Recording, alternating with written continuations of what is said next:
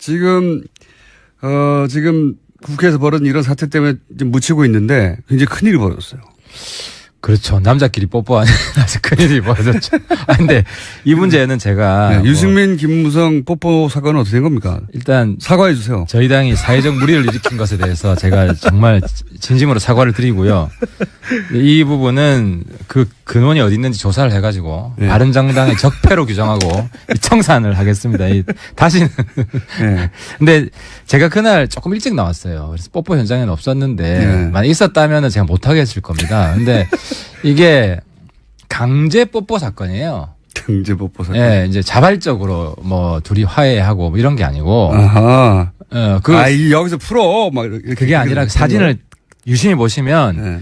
그 중간에 한 분이 이렇게 손으로 강제로 붙입니까? 붙이는 게 있어요. 성폭력인데 이건. 그 부분을 못 보셨는데. 아하. 근데 이제 이게 이제 자발적으로 그런 일이 벌어졌으면 그 뒤에 서로 합의를 했겠죠. 근데 두 분 사이에 두 분뿐만 아니라 우리 당 내에 큰 노선 싸움이 있는 겁니다. 자강파와 통합파에. 그러니까 좀 더 쉽게 설명을 하면 한국당과의 합당은 원천적으로 근본적으로 안 된다라는 네. 파가 있는 것이고 그걸 닫아놓으면 안 된다. 열어놔야 된다. 뭐 당장 하자는 이야기가 아니라 네. 닫아놓으면 안 된다는 파가 있는 거예요. 그래서 특히 이제 대표적으로 김무성 대표는 유승민 비대위원장이 되면 그걸 닫아놓는다. 이런 거예요. 그래서 안 그래도 뭐 어제 뭐 김무성 대표랑 이런 뭐 노선 문제로 좀 논쟁을 했어요. 논쟁을 해서 제가 문제 제기를 한 거는 아니 뭐 합당 비전이 뭐 설득력 있는 게 하나도 없지 않냐. 그러니까 좀 긍정적으로 생각해 주려고 그래도. 그러니까 합당 시나리오는 이겁니다. 그 한국당이 제안하는 거는 박근혜 출당. 네. 그다음에 친박은 한 명도 출당 못해. 출당은 못하고. 출당 못해. 네. 대신 친박의 당협위원장만 박탈하겠다. 그 정도 명분을 줄 거니까. 당협위원장 지금 박탈해봤자 3년 후가 총선인데요. 그리고 국민들이 당협위원장이 뭔지 알아요. 그러니까 국민들이 볼 때는. 네. 그래서 이 정도 상황에서 뭐 합당 추진하는 게 설득력이 있느냐 말도 안 된다. 네. 그래서 아니면 합당파들도 뭐 구체적인 대안을 가지고 설득을 해봐라. 우리들을. 근데 전혀 설득을 못하는 상태에서 그러면 합당을 안 한다고 말할 수밖에 없는 거지. 그러니까 여기에 대해서 아무런 답변을 못해요. 그래서 저희 당에서 내일 저녁에 끝장 토론하기로 했어요. 당의 진로와 관련해서. 이게 이제 뽀뽀만 보도가 됐는데 이제 어떤 그 공방이 오가냐면 유승민 의원이 비대위원장의 마음이 있는 거예요. 실제 있는 보니까. 겁니다. 예, 할 수 있다는 겁니다. 예, 할 수 있다. 뽑아주면 당에서 요구하면. 그런데 추대해주면 이런 그렇죠. 거죠. 그렇게 네. 가는 건 줄 알았더니 김무성 전 대표가 안 된다. 그러면 유승민 사당이 된다는 얘기가. 그 이야기도 제가 김무성 대표한테 항의를 했습니다. 네. 아니 형님, 저 형님이라고 부릅니다. 대표님, 사당이 된다는 거는 수석 최고위원이 하태경이 유승민 똘만이라는 이야기 아니냐. 아니 내가 김무성 대표한테도 대드는 사람이고 유승민한테도 대드는 사람인데 내가 똘만이냐. 그 얘기 실제 사당이 될까 봐 걱정하는 게 아니라 속내는 그러면 또 자강파가 힘을 얻어가지고. 그렇죠. 네. 그러니까 표현을 잘못한 거예요. 그래서 저뿐만 아니라 우리 정운천 최고, 김영우 최고, 유승민 보스로 모시고 있는 사람들이 아니다. 이거는 김무성 대표가 추구하는 노선에 설득력이 떨어지는 거다. 본인의 정치력을 문제 삼아야지. 왜 사당화로 하냐 해서 그건 내가 좀 과했네. 이게 핑계죠. 핑계. 네, 핑계예요. 본인이 과했다고 한 거고. 게다가 유승민 사당으로 비칠 거 우려스럽다 해도 끝난 게 아니라 그러면 주호영 체제로 그냥 가자 일단. 주호영 원내대표라는 게 어떤 원내대표를 그렇게 내세운 게 어떤 의미가 있냐면 주호영 원내대표는 대표적인 통합합니다. 그렇습니다. 예, 그러니까 주호영 원내대표가 바른정당의 대표 입이 되어 통합의 이런 어떤 추세나 움직임을 계속 그냥 유지해 가서 통합하는 쪽으로 가자. 이게 속내가 아닙니까? 그죠? 그러니까 이제 명확하게 이야기하면 이제 독자파는 국당하고 정치연대, 선거연대 부정하지 않습니다. 네. 그거는 추구를 합니다. 자강은 국민의당과 연대하고 모양을 갖추자는 거고. 예. 통합한 한국당 합당파고. 예. 그래서 지금 제가 솔직히 말씀드리면 요번에 끝장 토론에서 끝장을 안 보면 연말에 당 깨집니다. 그래요? 네, 당 깨질 가능성이 농후합니다. 그래서 이번에 왜냐면 당이 깨진다는 건 통합파가 나가버린 거 어쨌든 일부는 어떤 식으로든 누가 주도권을 잡는가에 따라서 주도권을 못 잡은 사람들이 당을 나가는 가능성이 생깁니다. 뭐 100% 나간다는 이야기가 아니라 어떤 명분이 있어야 나가니까. 그런 위기가 올 수 있다. 위기가 올 수 있기 때문에 이번에 끝장을 보자. 근데 제가 조금 희망적으로 보는 것은 우리 당의 다수 의원들이 합리적이에요. 제가 예를 하나 들면 예. 한국당 보이콧 했을 때 이번에 우리 당 내에서도 보이콧 하자는 사람들이 몇 분 계셨어요. 예. 의총을 했죠. 압도적 다수로 무슨 보이콧이냐. 우리는 기본적으로 국회는 참석하는 거다. 예. 그렇게 해서 조기 종결이 됐습니다. 근데 이제 보이콧 하자는 분이 몇 분 정도 있었습니다. 서너 분 됩니까? 뭐 한 서너 분이고 그분이 약간 이제 한국당 압도적 다수라 해봐야 20명밖에 안 되잖아요. 그렇죠. 한국당 합당.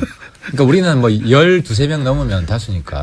그러니까 통합파에 가까운 분들이 그런 주장을 했군요. 그렇죠. 네. 그러니까 이게 딱 연결이 돼 있는 거예요. 그래서 통합파는 보조로 같이 하자. 정치적으로 한국당과 비슷한 메시지를 내고 한국당이 무슨 액션을 했을 때 동참해주고 뭐 이런 지금 방향을 잡고 있는 거예요. 제 시나리오가 그거예요. 뭐냐면은 자유한국당이 당대당으로 바른정당과 통합한다는 건 현실적으로 굉장히 어렵지 않습니까?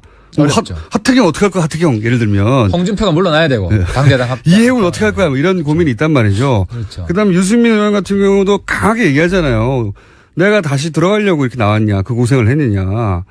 이런 분들은 사실은 이런 분들을 다 합치고 복당하는 건 어렵단 말이죠. 그래서 제가 보기에는 현실적인 대안이 소위 국회 선진화법으로 문재인 정부의 입법 중에 자신들이 원할 때 언제든지 저지할 수 있는 최소한의 선, 그 선을 만드는 게 바른정당에서 12명인가 13명인가 오거나 베스트고, 예. 만약에 못 온다면 바른정당에 있으면서 그 12사람, 13사람 정도는 항상 자유한국당과 물밑으로 교류해서 예를 들어서 이번은 실패했지만 밖으로 나가자고 할 때 실패했지만 그 12명, 13명 정도가 다수가 되어가지고 밖으로 나가자면 밖으로 같이 나가주고 이런 세를 만드는 것. 이게 이제 선진화법으로 하면 5분의 2거든요. 네. 5분의 2면 지금 120명이죠. 그러니까 121명을 확보해야 됩니다. 네. 그럼 지금 109명, 그러니까 12명을. 그렇죠. 딱 12명이에요. 데려가야 되는데. 저도 더하기 빼기 해봤더니 12명이더라고요. 근데 이제 정치인이 바보가 아니라서 네. 명분 없이 자살골을 잘 못 넣습니다. 그게 제 말은 뭐냐면 같이 통합하는 게 어렵다면 바른정당에 있는데 항상 이 12명 정도는 자유한국당과 스탠스를 보조를 맞추는 거죠. 그런 세를 만드는 작업을 지금 하고 있는 게 아니냐. 그러니까 그게 이번에 저는 그렇게 봅니다. 보이콧을 같이 하려고 했던 것이고. 그렇죠. 실패했는데. 그건 이제 우리 당 다수가 네. 막은 것이고. 그래서 한국당이 공개적으로도 지금 이야기해요. 통합은 없고 흡수밖에 없다. 네. 합당 안 하겠다는 거예요. 네, 그렇죠. 그래서 12명 흡수하겠다는 것인데 이제 문제는 그 싸움인 거죠. 우리 내부의 독자파와 합당파가 노선 싸움을 하는 것이고. 근데 이제 어쨌든 국회의원들은 명분이 중요하기 때문에 명분도 없이 그냥 뭐 주랭란 하듯이 그렇게 가지는 않을 겁니다. 그러니까 상시 트로이 목마를 12명으로 심자 플랜. 뭐 자기들 최대 목표죠. 그렇죠. 그런데 그 노선 혹은 그 플랜에 김무성 전 대표가 동참한 게 아니냐 하는 이 행보가 보인다는 거죠, 지금. 저의 그림입니다. 아, 이런 그림이 그려지고 있는가 하고. 그러니까 우리 의총에서 분위기 보면 아는데 네. 의총에서 김무성 대표가 이치에 맞지 않는 이야기를 자꾸 하시면 네. 뭔가 뭐 약점 잡힌 거 있나라는 의심을 받을 수가 있겠죠. 네. 그래서 네. 내일 끝장 토론 한번 지켜보겠습니다. 그런데 그 끝장 토론의 결론에 따라서는 당이 지금처럼 유지되지 못할 가능성이 있긴 있다. 아니 유지는 됩니다. 유지는 왜냐하면 뭐 되는데? 어디 갈 명분이 없잖아요. 당장은. 근데 당장은 명분이 없잖아요. 연말에 당이 깨진다는 것은. 연말 되면 선거도 가까워지고. 네. 그리고 그때쯤 되면은 지금 한국당 내에 무슨 친박이나 이런 거 정리하는 작업을 추진하고 있잖아요. 네. 아직 출당도 못 시켰지만 출당도 될 것이고 또 뭐 당협위원장 당협위원장 박탈도 쉽지는 않아요. 그것도 쉽지 않죠. 친박 네. 한 번 박탈당하면 그거 어떻게 대처합니까? 그래서 그런 상황들을 좀 보면서 어느 정도 스케줄을 뭐 연말까지 갈 수밖에 없지 않냐로 보고 있는 것 같은데. 그래서 하여튼 제가 뭐랄까요, 상대의 숨은 의도를 파악해서 향후 어떤 그림을 그리냐 간파하는데 아주 제 나름 일가견이 촉이 있으시죠. 요즘 박지원보다 김어준이 정부가 더 좋다. 뭐. 그런데 가만히 보고 있으면 이 양반이 왜 이런 얘기를 할까? 김무성 대표가 갑자기 왜 유승민과 뽀뽀하고 있는데 갑자기 왜 사당이라고 할까? 그리고 왜 주호영 대표를 앞에 내세울까? 이혜원 대표는 왜 날아갔을까? 뭐 이런 생각을 하다 보면 일련의 흐름이 있다. 잘 보이지 않지만 그 일련의 흐름은 자유한국당 단독으로는 자유한국당은 무조건 반대해야 되거든요. 왜 전략을 그렇게 세웠는지 저도 이해가 안 가지만 무조건 반대해야 되는데 무조건 반대하는 데 있어서 항상 국민의당의 협조를 얻거나 바른정당의 협조를 얻어야 되는데 어렵잖아요. 자기들도. 어렵죠. 여당만 어려운 게 아니라 자유한국당도 이 반대하는 게 어려워요. 전면적인 반대가. 근데 이제 국회 선진화법으로 5분의 2, 120 더하기 빼기 그럼 12. 그렇죠. 12를 제일 빼오기 쉬운 데가 바른정당 아니냐. 이 최근의 행보가 이거고 그런 것 같은데. 12. 네, 12. 그러니까 예. 그 싸움이 될 것 같습니다. 싸움이 될 것 같고. 근데 어쨌든 정치는 명분이 실제로 빼가더라도 억지로 출혈을 내면서 국민들 보기에 꼴사납게 빼가면 지지율이 더 떨어질 것이고. 그래서 제 생각에는 빼오는 게 아니라 그 안에 두고 내밀하게 예를 들어 김무성 대표 같은 분이 이렇게 분위기 만들어서 한 12명 정도만 계속 자유한국당과 보조를 맞추면 안 와도 되는 거죠. 근데 이제 전당대회에서 지도부 이번에 비대위원장이 안 되더라도 12월경에는 조기 전당대회를 해야 됩니다. 네. 당헌 당규상. 주호영 대표 임기도 12월에 끝나요. 예. 그래서 조기 전당대회를 하면 독자파가 압도적으로 이길 겁니다. 이번에도 사실 70 몇 프로 이상이 독자파를 그렇죠. 지지해줬고 네. 그러면 최고위를 독자파가 싹쓸이할 가능성이 많습니다. 바른정당을 지지하는 분들은 바른정당이 별도로 존재해야 된다고 믿는 분들이니까요. 지지층이 완전히 달라요. 우리가 그러니까요. 제가 이렇게 큰 소리 칠 수 있는 이유가 한국당과 근본적으로 다른 지지층이 도와주고 있기 때문에 제가 큰 소리 칠 수 있는 것이고 그것 때문에 당이 독자적인 동력이 살아있는 거죠. 12명 혹은 13명이 누군지 잘 보시고 이렇게. 푹푹 찔러보세요. 연락 왔어? 아직 12명까지는 안 되고 그때 보이콧 주장한 분 한 4분 정도였기 때문에. 네. 그거 차곡차곡 쌓아가지고. 근데는 보이콧은 워낙 명분이 없었으니까요. 근데 이제 무기명 투표 같은 거 쉽잖아요.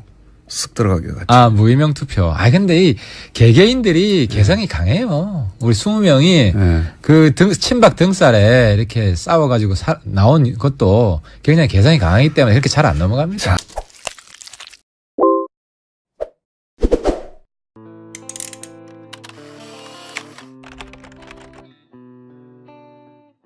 지금 국회에서 벌어진 이런 사태 때문에 좀 묻히고 있는데 굉장히 큰일이 벌어졌어요. 그렇죠. 남자끼리 뽀뽀하는 아주 큰일이 벌어졌죠. 근데 이 문제는 제가. 유승민, 김무성 뽀뽀 사건은 어떻게 된 겁니까? 일단. 사과해 주세요. 저희 당이 사회적 무리를 일으킨 것에 대해서 제가 정말 진심으로 사과를 드리고요. 이 부분은 그 근원이 어디 있는지 조사를 해가지고. 바른정당의 적폐로 규정하고 청산을 하겠습니다. 다시는. 근데 제가 그날 조금 일찍 나왔어요. 그래서 뽀뽀 현장에는 없었는데. 만약 있었다면 제가 못하겠을 겁니다. 근데 이게 강제 뽀뽀 사건이에요. 강제 뽀뽀 사건. 예, 이제 자발적으로 둘이 화해하고 이런 게 아니고. 아하. 여기서 풀어. 막 이렇게. 그게 아니라 사진을 유심히 보시면 중간에 한 분이 이렇게 손으로. 강제로 붙입니까? 붙이는 게 있어요. 성폭력인데, 이건. 그 부분을 못 보셨는데. 아하. 근데 이제 이게 이제 자발적으로 그런 일이 벌어졌으면 그 뒤에 서로 합의를 했겠죠. 근데 두 분 사이에 두 분뿐만 아니라 우리 당 내에 큰 노선 싸움이 있는 겁니다. 자강파와 통합파에. 그러니까 좀 더 쉽게 설명을 하면 한국당과의 합당은 원천적으로 근본적으로 안 된다라는 파가 있는 것이고 그걸 닫아놓으면 안 된다. 열어놔야 된다. 당장 하자는 이야기가 아니라 닫아놓으면 안 된다는 파가 있는 거예요. 그래서 특히 이제 대표적으로 김무성 대표는 유승민 비대위원장이 되면 그걸 닫아놓는다. 이런 거예요. 그래서 안 그래도 구체적인 대안을 가지고 설득을 해봐라. 우리들을. 근데 전혀 설득을 못하는 상태에서 그러면 합당을 안 한다고 말할 수밖에 없는 거지. 그러니까 여기에 대해서 아무런 답변을 못해요. 그래서 저희 당에서 내일 저녁에 끝장 토론하기로 했어요. 당의 진로와 관련해서. 이게 이제 뽀뽀만 보도가 됐는데 이제 어떤 그 공방이 오가냐면 유승민 의원이 비대위원장의 마음이 있는 거예요. 실제 있는 보니까 겁니다. 예, 할 수 있다는 겁니다. 예, 할 수 있다. 뽑아주면 당에서 요구하면 그런데 추대해주면 이런 그렇죠. 거죠. 그렇게 예. 가는 건 줄 알았더니 김무성 전 대표가 안 된다. 그러면 유승민 사당이 된다는 얘기가. 그 이야기도 제가 김무성 대표한테 항의를 했습니다. 예. 아니 형님, 저 형님이라고 부릅니다. 대표님, 사당이 된다는 거는 수석 최고위원인 하태경이 유승민 똘만이라는 이야기 아니냐.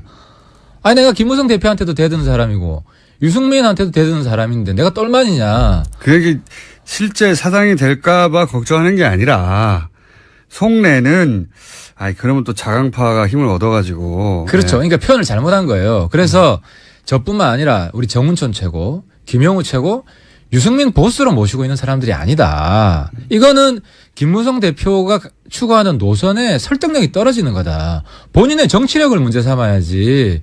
왜 사당화로 하냐 해서 그건 내가 좀 과했네. 아니 이게 핑계죠, 핑계. 네, 핑계예요. 본인이 과했다고 한 거고. 게다가 유승민 사당으로 비칠 거 우려스럽다 해도 끝난 게 아니라 그러면 주호용 체제로 어제 김무성 대표랑 이런 노선 문제로 좀 논쟁을 했어요. 논쟁을 해서 제가 문제 제기를 한 거는 합당 비전이 설득력 있는 게 하나도 없지 않냐. 그러니까 좀 긍정적으로 생각해 주려고 그래도. 그러니까 합당 시나리오는 이겁니다. 한국당이 제안하는 거는 박근혜 출당. 네. 그 다음에 친박은 한 명도 출당 못해. 출당은 못하고. 출당 못해. 네. 대신 친박의 당협위원장만 박탈하겠다. 그 정도 명분을 줄 거니까. 당협위원장 지금 박탈해봤자 3년 후가 총선인데요. 그리고 국민들이 당협위원장이 뭔지 알아요. 그러니까 국민들이 볼 때는. 네. 그래서 이 정도 상황에서 합당 추진하는 게 설득력이 있느냐 말도 안 된다. 네. 그래서 합당파들도